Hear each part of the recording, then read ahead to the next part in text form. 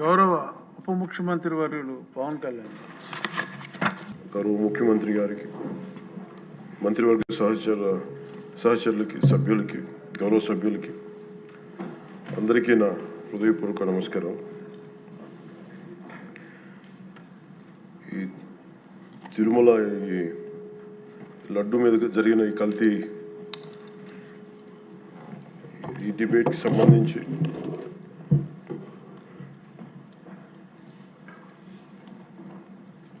$68 లక్షల కిలోల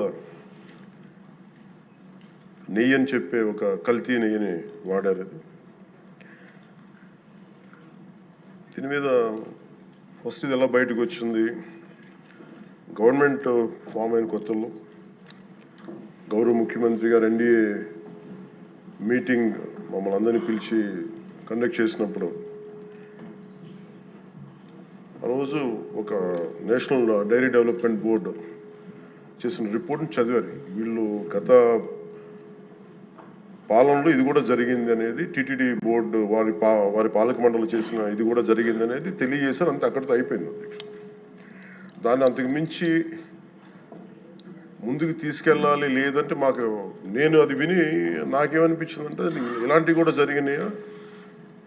ఎందుకంటే ఆల్రెడీ గతంలో తిరుపతికి తిరుమలకి పైకంతా వెళ్ళినప్పుడు కొంత స్థానికంగా కొంత ఉన్న చెప్పింది, తిరుమలలో చెప్పింది ఇవన్నీ కోరిలేట్ చేసుకొని కొంత ఆ ప్రసాదం కూడా క్వాలిటీ లేదని ఎలా చేశారు ఏంటో అనుకున్నాం. కానీ ఒక గబుక్కుని ఒకళ్ళ బ్లేమ్ చేయడం అనేది చాలా ఆలోచించి మాట్లాడతాం. ముఖ్యంగా పబ్లిక్ లైఫ్లో ఉన్నాం కానీ బాధ్యతగా ఉన్నాయి మా పొజిషన్లో. అలాంటిది అసలు ఈ నెయ్యిలో కల్తీ జరగలేదు ఇవన్నీ వాళ్ళు మాట్లాడుతుంటే దాని మీద చాలా కంప్లీట్ వివరణ ఇవ్వాల్సిన అవసరం ఉందని అనిపించింది అధ్యక్ష. ముఖ్యంగా గత ప్రభుత్వ పాలనలో ఉన్నప్పుడు ఎక్కడా కూడా దేవాలయాల మీద దాడులు జరిగినా ఇంకోటి జరిగినా ఎక్కడా కూడా మేము దోషుల్ని పట్టుకోండి అని చెప్తా వచ్చాం తప్ప ఎక్కడా కూడా మీరు చేయించారని కానీ మీరు ఉన్నారని కానీ ఎక్కడ ఎందుకంటే తక్కువ అలా కూర్చోబెట్టి ఎలా పడితే అలా మాట్లాడటానికి బాధ్యత ఉంటాం కాబట్టి అలా మాట్లాడలేము. అలాగే ఇది కూడా గౌరవ ముఖ్యమంత్రి గారు రోజు ఎన్డీఏ సభలో చెప్పినప్పుడు మాకు కూడా ఏమనిపించిందంటే దీన్ని ఎలాగా అడ్రస్ చేయాలో నాకైతే ఇంటికి వెళ్ళాక నాకు అర్థం కాదు. ఇలాగ యానిమల్ ఫ్యాక్ట్ కూడా కలిసి ఇది ఎన్డీడీబీలో వచ్చింది అని నేషనల్ డైరీ డెవలప్మెంట్ బోర్డు దాంట్లో. సో ఇవన్నీ కూర్చోబెట్టి మాట్లాడుతున్నప్పుడు నేను తర్వాత మార్నింగ్ నేను ట్వీట్ చేశాను అధ్యక్ష. దాని మీద ఎందుకు ట్వీట్ చేయాల్సి వచ్చిందంటే వరుసగా నన్ను ట్యాగ్ చేస్తే చాలా మెసేజ్లు వస్తూ ఉన్నాయంట. నా ఆఫీస్ నుంచి అన్ని పంపించేటప్పటికి నేను చూసాను ఏం జరిగిందంటే మీరు ఎవరు మాట్లాడరేంటి, ఇలాంటి రిపోర్ట్ ఉన్నప్పుడు కూడా మీరు ఎవరు మాట్లాడరు ఏంటంటే అప్పుడు నా ఉద్దేశం ఏముందంటే ఇది ఈ దేవాలయాలు జరిగే ఇలాంటివన్నీ ఇవన్నీ కూర్చోబెట్టి దీనికి ఒక రక్షణ ఒక సనాతన ధర్మ రక్షణ బోర్డు లాంటి ఉంటే బాగుంటుంది. ఎందుకంటే ఇలాంటి కూర్చోబెట్టి చాలా న్యూట్రల్గా చాలా ఆబ్జెక్టివ్గా చేయొచ్చు ఇవి అనే ఉద్దేశంతో నేను పెట్టాను అధ్యక్ష. నాకు గిల్ట్ ఎక్కడొచ్చిందంటే అరే ఇవన్నీ మనకి లాస్ట్ 2-3 ఇయర్స్ మా టెంపుల్ దగ్గర తిరుమలకి వెళ్ళినప్పుడు కూడా గౌరవ మంత్రివర్యులు మనోహర్ గారు మేము వెళ్ళినప్పుడు మా దృష్టికి చాలామంది తీసుకొచ్చారు అధ్యక్ష. మేమే 2-3 పర్యాలు మేమే మాట్లాడుకున్నాం.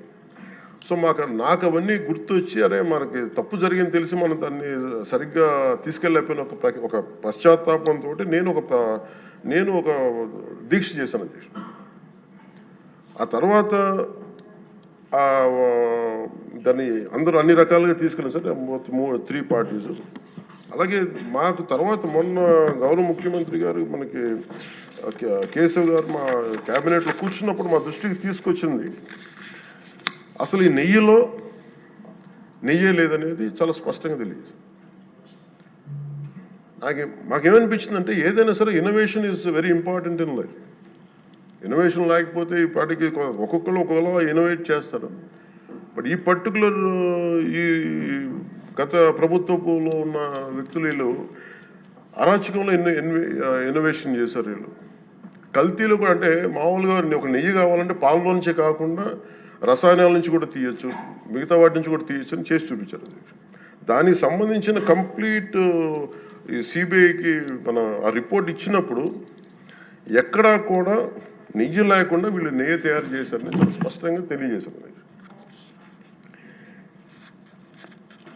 ఇప్పుడు మనం ఏం మాట్లాడుతున్నాం వీళ్ళందరితో అంటే ఎక్కడా కూడా ఈ సభ సాక్షిగా చెప్తున్నాను, ఇది ప్రజలకు కూడా తెలియాలి, ఎక్కడా కూడా గత ప్రభుత్వం తాలూకు హెడ్ చేసిన వ్యక్తి చేశారని ఎక్కడ కూడా నేను ప్రత్యేకించి మాట్లాడాలి.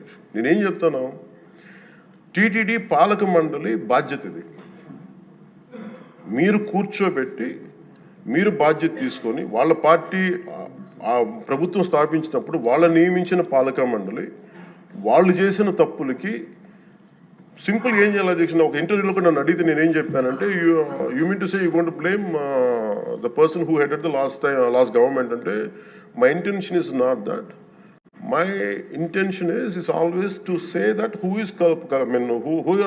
did this, who are the perpetrators. A perpetrators is more or less they are the TTD board. Let them be accountable for that. ఎక్కడా కూడా నేను ఈ వ్యక్తి గురించి మేము మాట్లాడట్లేదు, ఎందుకంటే డైరెక్ట్గా ఇన్వాల్వ్మెంట్ ఉందని మనం చెప్పట్లేదు అది, ఎందుకంటే వాళ్ళు నియమించిన బోర్డు ఇది. కానీ వాళ్ళు ఏం చేస్తున్నారు అక్కడ కూర్చోబెట్టి ఎక్కడా కూడా సింపుల్ ఏం చేయాలి దీక్ష, నిజంగా నేనేం చెప్పాను ఆ ఇంటర్వ్యూలో కూడా, ఆయనే తప్పు, నాకు సంబంధం లేదు, మేము పలానా టీటీడీ బోర్డు చేసింది ఇది, ఆ టీటీడీ బోర్డు మీద మీరు నిష్పక్షపాతంగా ఒక కమిటీ వేయండి, ఆ దోషులు శిక్ష పడేలా చేయండి, వాట్ ఎవర్ దాని అవుట్కమ్ ఏముంటుందో దాన్ని బయట పెట్టండి, ఇంత సింపుల్గా తేల్చేయచ్చు. వాళ్ళు వెనకెందుకు వేసుకొస్తున్నారు నాకు ఈ రోజుకి నాకు అర్థం కాదు. ఈ రోజుకి వెనకేసుకు రావాల్సిన అవసరం లేదు. వెరీ క్లియర్ కట్ రిపోర్ట్ ఇచ్చింది. ఇందులో కంప్లీట్గా అసలు నెయ్యి లేకుండా వీళ్ళు నెయ్యి తయారు చేశారు కనుక రసాయనాలతోటి పామ్ ఆయిల్ తోటి వీటన్నిటితో బేస్ చేసుకొని నెయ్యి లేకుండా నెయ్యి తయారు చేశారు. It's very clear cut, it's evident. ఇప్పుడు ఎందుకు ఇంత డిస్కషన్ అవుతుంది అధ్యక్ష, మనందరం కూర్చోబెట్టి ఇంత సభా సమయాన్ని ప్రజలకు ఇవ్వాల్సింది కేవలం తిరుపతి లడ్డు గురించి ఎందుకు మాట్లాడాల్సి వస్తుందంటే, వాళ్ళు నిజంగా కనుక ఉప్పేసుకుని ఉంటే కల్తీ జరిగింది, దానికి తగ్గ లా ఏం కోర్స్ యాక్షన్ ఏం తీసుకోవాలో తీసేసుకుని అయిపోతుంటే దానికి ఎవరైతే పర్పెట్రేటర్స్ ఉన్నారో వాళ్ళకి ఆ శిక్షగా వెళ్ళిపోతారు. అలా కాకుండా అసలు ఆ నెయ్యిలో కల్తీ లేదు, యానిమల్ ఫ్యాట్ లేదు, రిపోర్ట్ ఇచ్చిన తర్వాత ఇవన్నీ. అందుకని ఈ సభ ఈరోజు ఇంతమంది మాట్లాడాల్సి వస్తుంది అధ్యక్ష. మాకు ఏమనిపించిందంటే అధ్యక్ష, దీన్ని క్యాబినెట్ మీటింగ్లో మా దృష్టికి తీసుకొచ్చింది మీకు తెలియజేస్తున్నాను మీ ద్వారా ప్రజలకి. సిబిఐ నేతృత్వంలోని ఈ స్పెషల్ ఇన్వెస్టిగేషన్ టీం ఆ నెయ్యి తయారీకి 1 లీటర్ పాలు కూడా వినియోగించలేదని చెప్పి చాలా ఖచ్చితంగా తేల్చింది. ఆ పామాయిల్లో రసాయనాలు కలిపి తయారు చేసినట్టు చెప్పింది. ఆ ఇతర రసాయనాలు ఏ మూలకాల నుంచి తయారయ్యాయో నిర్ధారణ చేసే సాంకేతికత, దానికి సంబంధించిన టెక్నాలజీ ఆ పర్టికులర్ మా వద్ద లేదనేది ఆ సిట్ తేల్చేసింది. ఈ కేసులో 36 మందిని నిందితులుగా తేల్చింది. శ్రీవారి ప్రసాదాన్ని అపవిత్రం చేసేందుకు ఒక ప్రణాళిక, ఒక ప్లాన్ ప్రకారం కుట్ర జరిగిందన్నట్టు సిట్ తెలియజేసింది. అలాగే దీనికి ముందు ఏం జరిగిందని చూస్తే తమకి నచ్చిన సంస్థలకి నెయ్యి సరఫరా కాంట్రాక్టులు కట్టబెట్టేందుకు ఒక ప్రణాళిక ప్రకారం టెండర్ నిబంధనలు సవరించారు. నెయ్యి సరఫరాకి సంస్థకి ఉండాల్సిన కనీస వార్షిక టర్నోవర్ 250 కోట్ల నుంచి 150 కోట్లకు తగ్గించారు. రోజుకి 4 లక్షల లీటర్ల పాలు సేకరించాలన్న నిబంధనని తొలగించారు. డైరీ రంగంలో 3 ఏళ్ల అనుభవం ఉండాలన్న నియమాన్ని ఏడాది కుదించారు. రోజుకి 12 టన్నుల వెన్నెయ్య తేయాలన్న నిబంధనను కూడా 8 టన్నులుగా మార్చేశారు. అంటే ఒకరికి నెయ్యి కాంట్రాక్ట్ ఇవ్వాలంటే ఇన్ని నిబంధనల్ని తూట్లు పొడిచారు. అది చేసిన తర్వాత మళ్ళీ సవరణ అనంతరం వీళ్ళు ఎంపిక చేసిన సంస్థలు 20-21 మధ్య నెయ్యి సరఫరా చేశాయి. నెయ్యి సరఫరా చేసిన సంస్థకు అందుకు కావాల్సిన కనీస అర్హతలు లేవని సిట్ ఛార్జ్ షీట్లో ఉంది. వీరు నెయ్యి సరఫరాకి ఎంచుకున్న సంస్థలు బోలేబాబా అని కానీ దానికి అనుబంధ సంస్థలు మాల్గంగా, వైష్ణవి డైరీలు 1 లీటర్ కూడా నెయ్యిని పాల నుంచి తయారు చేయాలని స్పష్టంగా చెప్పారు.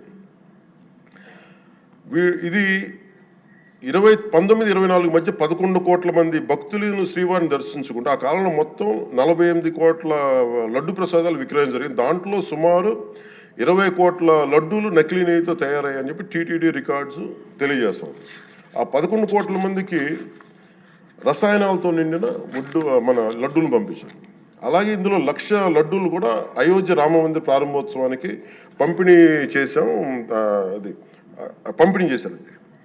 నేను మొన్న మన క్యాబినెట్లో మన గౌరవ ముఖ్యమంత్రి గారు మేమందరం కూర్చొని మాట్లాడుతున్నప్పుడు నాకు వెంటనే నాకు పర్సనల్గా నాకు మెసేజ్లు ఏంటంటే అమరావతి మన ఈ అయోధ్యకి పంపిన లడ్డూలు ఈ లడ్డూలు కాదు, ఇవి వేరే లడ్డూలు. అలా ఎలా తేడా చెప్తారు వీళ్ళు? దానికోసం ప్రత్యేకంగా అంటే అక్కడ నిబంధనలు ఎక్కడా కూడా మీరు నెయ్యి మేము పలానోళ్ళు కొన్నారు మాకు డీటెయిల్స్ ఇస్తా ఉన్నారు. నేను సభాముఖంగా ఎందుకు వాళ్ళకి పేర్లు ప్రస్తావించారు, అది చెప్పిన వ్యక్తులు కానీ వీళ్ళు కానీ. నేను అడిగింది ఏంటంటే ఓకే, మీకు దాని మీద ఆధారాలు ఏమున్నాయి, మీరు ఈ లాటే పంపించారు అయోధ్యకి అనేది మీకు ఏముంటాయి? ఎక్కడ ఏం లేదు, అన్ని గాల్లో మాట్లాడుతున్నారు వీళ్ళందరూ. ఇప్పుడు మేము ప్రత్యేకించి మేము అడుగుతుంది ఏంటంటే దీనికి సంబంధించి కంప్లీట్ పాలక మండలి బోర్డు, టీటీడీ పాలక మండలి board, they have to take responsibility. వాళ్ళని ఒక గత ప్రభుత్వాన్ని నడిపిన ముఖ్యుడైన వ్యక్తి వాళ్ళని వెనకేసుకొస్తున్నారంటే అందులో కూడా మీకు కూడా బాధ్యత తీసుకోవాల్సి వస్తుంది. అందుకని సభాముఖంగా మేము అందరికీ ఏం చెప్తున్నామంటే let the law take its own course. ఎవరైతే దోషులు ఉన్నారో వాళ్ళకి శిక్ష పడాల్సిందే. మా ఉద్దేశం ఒకటే అధ్యక్ష, ప్రాబ్లం ఎక్కడ ఉంది అంటే ఇందులో మనందరం కూడా ఇందాక మన గౌరవ సభ్యులు మాట్లాడతా నెల్లూరుకు సంబంధించి సోమిరెడ్డి గారు మాట్లాడతా దర్గా కానీ మన కసుమూరు దర్గా గురించి వీటన్నిటి మాట్లాడుతూ ఉంటే బేసిక్గా నేను కూడా నెల్లూరులో పెరిగాను కాబట్టి నేను అర్థం చేసుకోగలను. అది ఎక్కడా కూడా వేరే మతాలను కించపరచడం అనేది తెలియదు అది ఈ దేశం. అందుకే ఈ దేశం ఇలా ఉండేది కాదు. అలాంటి దేశం సాంప్రదాయాలని వీళ్ళు కూర్చోబెట్టి కల్తీ జరిగిందంటే వెరీ సింపుల్గా ఏం చేయాలి, అడల్ట్రేషన్ జరిగింది, మేము కూర్చోబెట్టి దీన్ని కరెక్ట్ చేసుకుని మీరు కరెక్ట్ చేయండి, మేము మీకు మద్దతు ఇస్తాం, ఇంతే చెప్పాలి అధ్యక్ష. అంతేగాని దాన్ని వెనకేసుకు వస్తున్నారు అంటే ఒకటి క్లియర్ కట్ రిపోర్ట్ ఉంది, అందులో నెయ్యి లేదనేది, అందులో రసాయనాలు ఉన్నాయని క్లియర్ కట్ చెప్పింది. ఈ రసాయనాల్లో ఏమున్నాయి అనేది అది పెరుమాళకి ఎరుగదు, ఆయన కూర్చొని చేయాలి. దాన్ని ఒక రిపోర్ట్ ఏమో మాకు ఎన్డీడీబీ రిపోర్ట్ ఏమో దాంట్లో ఖచ్చితంగా ఈ జంతు సంబంధించిన అవశేషాలు ఉన్నాయి అనేది చాలా స్పష్టంగా చెప్పారు. అది ప్రాపర్ ఆథరైజ్డ్ బోర్డు. ఇప్పుడు వీళ్ళేమో కూర్చొని అది కూడా మాట్లాడలేదు. Very clear cut as on today special మన సిబిఐ ఇచ్చిన మన ఛార్జ్ షీట్ ప్రకారం ఆ నెయ్యి కాదు, ఇది పామాయిల్తో పాటు రసాయనాలు కలిపింది. దీన్ని కూర్చోబెట్టి వాళ్ళు ఇంత మాట్లాడుతున్నారంటే ఇది ఖచ్చితంగా ప్రజల మధ్యకి వెళ్ళాలి. దీని నుంచి లబ్ధి పొందేది ఏం లేదు ఇక్కడ. కానీ ఇది ఏంటంటే ఇది ధర్మానికి సంబంధించిన విషయం అధ్యక్ష. ఇదే ఇష్యూ కనుక, ఇదే సమస్య కనుక ఏ ఒక్క మతానికి జరుగుంటే హిందూ ధర్మానికి కాకుండా వెంకటేశ్వర స్వామి వారికి కాకుండా ఇంక ఎవరికి జరిగినా కానీ ఈ దేశం గగ్గులైపోయింది, ప్రపంచం అంతా గగ్గులు పెట్టేసేవాడు. సమస్య ఏముందంటే ఇది మన ప్రతి ఒక్క హిందూ కూడా ఆలోచించాల్సింది. ఎందుకంటే ప్రతి హిందూకి బై నేచర్ మా ఇంట్లో కానీ ఎవరు ఇందాక మన సోమిరెడ్డి గారు చెప్పినట్టుగా మీరు దర్గాకి ఏదంతా చూస్తే మేము దర్గాలు కదా చిన్నప్పుడు మేము స్కూల్లో ఉన్నప్పుడు అక్కడ రొట్టెలు పండుగ దర్గా మెట్లు వెళ్ళి మేము కూర్చోబెట్టి అక్కడ ఇర్రెస్పెక్ట్ హిందూస్ ఇది ముస్లిం ఫెయిత్ అనుకోకుండా వెళ్ళి కూర్చోబెట్టి అందరూ గౌరవించి దాన్ని ఈ రోజుకి వెళ్తారు హిందువులందరూ.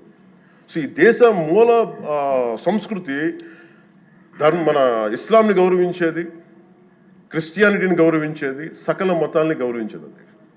అలాంటిది హిందూ ధర్మానికి సంబంధించిన 7 కొండల వాడు కలియుగ వెంకటేశ్వరుడు దైవం అనడానికి చాలా క్లియర్ కట్గా ఉంది అది. ఎందుకంటే కలియుగంలో జరిగింది ఆయనే, దీనికి ఆధార పురుషుడు, ఆయన మూల పురుషుడు.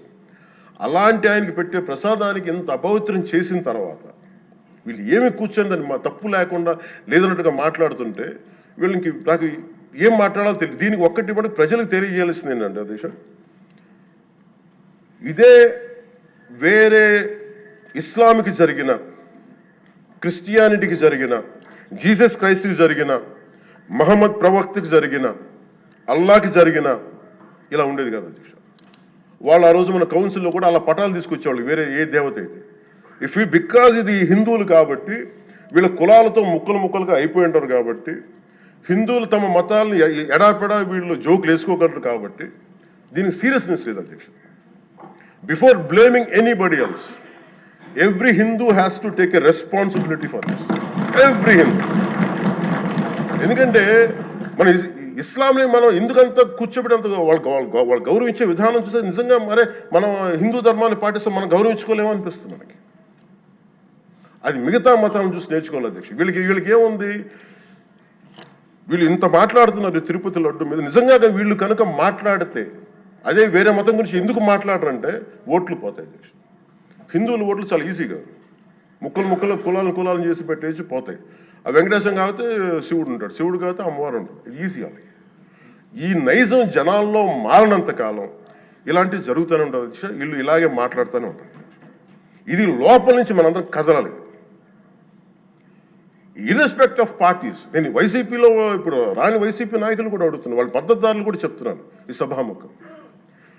మీరు ఎవరన్నా సరే రేపొద్దున్న నుంచి మీరు వెళ్ళి తిరుమలలో వెంకటేశ్వర స్వామిని దర్శించుకున్నప్పుడు, ఆ నిలువెత్తు స్వామివారిని చూసినప్పుడు మీకు గిల్ట్ కలగకపోతే మీరు చూడండి. ఎందుకంటే ఆయన కళ్ళలోకి చూసినప్పుడు మీరు ఇన్ని తప్పులు చేసేవాళ్ళు మేము వెనకేసుకొస్తున్నామని ఎవరన్నా మాట్లాడితే ఆ పాపం వాళ్ళకే కాదు వాళ్ళకు కూడా చుట్టుకుంటుంది. ఇది ఖచ్చితంగా దీన్ని ఎక్కడో చోట దీనికి ఒక లాజికల్ కన్క్లూజన్ అయితే పట్టుకెళ్ళదు. దోషులకి శిక్ష పడాల్సింది. ఎందుకంటే ఇది ఇక్కడతో ఆగకపోతే ఇది ఒక పరంపర అయిపోతుంది. అందుకని మేము ఖచ్చితంగా I'm committed to get this. Who are are the perpetrator, they should be punished. They should be punished. అలాగే ఒక ముగింపు 2 వాక్యాలు చెప్పి నేను చెప్పి ముగిస్తాను. మొన్న ఈ మధ్య నేను ఆముక్తమాల్య చదువుతున్నప్పుడు 218వ పద్యం, దాంట్లో ఆయన చెప్పింది ప్రత్యేకించి దేవాలయాల మీద డబ్బుల్ని ఎలా ఉండరు అంటే రాజుకి కర్తవ్యాన్ని ఉపదేశించే పద్యం. ఆయితికానికి ఇవ్వకు మమరాలయ ముఖ్యము, అతడు అర్థతృష్ణాయుతుడై నిజోర్వియగు నష్టికి ఆ ధనమును తరల్చి రాజు ఆయతనమునకు చేర్చు మరి అట్టిది ఆపత్యము కాన ఒంటిగాడే అధికారి కావలయ ఇంచుకు తిన్నను వాడే రూపురం. మనకు తెలిసిన మహా గొప్ప పరిపాలకులు కృష్ణదేవరాయలు రాసిన అముక్తమాల్యదలోనిది ఈ పద్యం. దేవుడి సేవలో ఎలాంటి వారిని నియమించాలో రాజుకు కర్తవ్యాన్ని ఉపదేశించే పద్యం. రాజు కోసం వసూలు చేసేవాడికి దేవాలయంపై అధికారం ఇవ్వద్దు. అలాంటి వాడు డబ్బు మీద ఆశతో రాజ్యానికి వసూళ్లలో నష్టం వచ్చినప్పుడల్లా దేవుడది ధనాన్ని తరలించి రాజు ఖజానాకు చేర్చేస్తూ ఉంటాడు. అలాంటిది తప్పుడు పని కాబట్టి ఎలాంటి మమకారాలు లేని ఒంటరి వాడే ఆలయానికి అధికారిగా ఉండాలి. ఒకవేళ వాడు దేవుడి సొత్తు తిన్నప్పటికీ ఆ పాపానికి వాడే నాశనం అవుతాడు. కానీ ఆ డబ్బు తెచ్చి రాజుకి చేర్చడం వల్ల ఆ రాజ్యమే నాశనం అవుతుంది అని చెప్తుంది అధ్యక్ష పద్యం. గత ప్రభుత్వ పరిపాలన కాలంలో జరిగిందంతా అచ్చంగా ఇలాగే జరిగింది. అంటే ఇది మనందరికీ కూడా చాలా లోతుగా ఆలోచించాలి. ఇది భగవంతుడికి సంబంధించినది. అంతమంది వెళ్ళి వాళ్ళ కర్మని అక్కడ వేస్తారు అధ్యక్ష డబ్బులుగా. ఆ కర్మని ఆ పుణ్యస్థలమే కాపాడాలి. భక్తులు తాలూకు ఆ నిత్య 7 కొండల వాడి నామస్మరణే కాపాడదు తప్ప ప్రజలు చేసిన కర్మని ఎవరైతే భగవంతుడి సొమ్ముతోటి ఆడుకుంటారో, భగవంతుడి డబ్బును దోచేస్తారో తరాలు కూడా లేచిపోతాయి అధ్యక్ష. చాలా జాగ్రత్తగా ఉండాలి. ఇది ఎంత మనం ఇది చాలా పుణ్యకార్యాలకు ఇవ్వాల్సింది. అందుకని వీళ్ళందరికీ కూడా ఇప్పటికైనా దీని కల్తీ జరిగింది, వాళ్ళు ఒప్పుకుంటామని చెప్పి వాళ్ళు నిజానికి ఇంకా ఇబ్బంది లేకుండా ఇంక మళ్ళీ దీని గురించి మీరు ఢిల్లీకి వెళ్ళి కోర్టులు వేసే కొద్దీ మీ పాపం పెరుగుద్దే తప్ప మీ నాశనం కొంచెం ఫాస్ట్ అవుద్ది తప్ప ఇదైతే తగ్గదు. అందుకని దయచేసి అందరం ఈ ఒక్కటి అధ్యక్షుడు ఇంకొక మరో మాట చెప్పి ఎక్కడో చోట ఈ దేశం హిందూ దేవతల మీద హిందూ ధర్మం మీద దాడి జరుగుతున్నప్పుడు irrespective of political parties, irrespective of what you are, where you are, which language you speak, ఏ భాష మీరు మాట్లాడతారు, మీరు ఏ కులస్తులో తెలియదు, కానీ హిందూ ధర్మాన్ని మటుకు దాడి జరుగుతున్నప్పుడల్లా ముక్త కంఠంతో ఏకాభిప్రాయంతో ఖండించకపోతే మటుకు ఇలాంటి పరంపర కొనసాగుతూనే ఉంటుందని తెలియజేసుకుంటూ సెలవు తీసుకుంటాం. చాలా పవన్ కళ్యాణ్ గారు చాలా అత్యద్భుతంగా ప్రజల్ని ఆలోచింపజేసే విధంగా చాలా అద్భుతంగా మాట్లాడారు. అప్పుడే అయిపోయిందా అని ఫీల్ అయ్యేలాగా చేశారు. ధన్యవాదాలు. ఇప్పుడు గౌరవ